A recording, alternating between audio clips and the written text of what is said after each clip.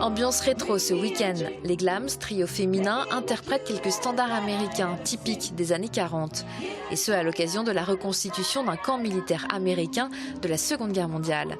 Durant 3 jours, le public a découvert le matériel utilisé durant le conflit et s'est immergé dans le quotidien des soldats. Je suis mécanicien dans l'US Army Air Force.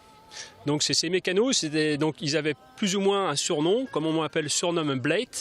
C'était un petit peu aussi les bouts en train des compagnies. C'est des gens qui dormaient très peu, parce que dès que l'avion se posait, il y avait beaucoup de choses à faire. Il y avait des dégâts sur les avions, il y avait de l'entretien régulier. Donc c'est des gens qui avaient un rôle très important au niveau de la Seconde Guerre mondiale. La quarantaine de collectionneurs présents avaient revêtu les tenues des GIs, plusieurs véhicules étaient exposés et des concours de poussée de Jeep ont été organisés. Moi je suis vraiment admiratif de tous ces gens qui arrivent à restaurer ces véhicules.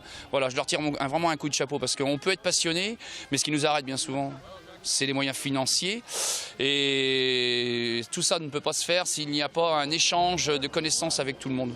À l'initiative de cette manifestation, l'association AWM, Atlantic Wall Memory, basée sur l'île de Noirmoutier, celle-ci s'attache à conserver intacte la mémoire de cette époque. L'armée américaine a quand même marqué la France à l'époque du débarquement, bien évidemment, parce que c'est l'armée qui a rétabli la liberté dans notre pays, mais aussi d'un point de vue technique, ils sont arrivés avec un matériel qui pour nous était inconnu et incroyablement moderne.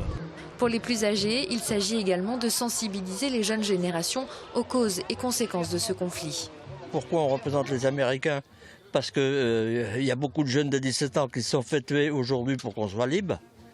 Donc il faut quand même essayer de garder le souvenir de ces gars-là, qu'ils soient au moins pas morts pour rien déjà d'une part. On aime l'arme, l'uniforme, c'est pas pour y retourner ou pour y aller. C'est pour faire voir aux jeunes ce que c'est et qu'il ne faut pas que ça recommence. Le Spring Camp a accueilli durant ces 3 jours près de 2000 curieux.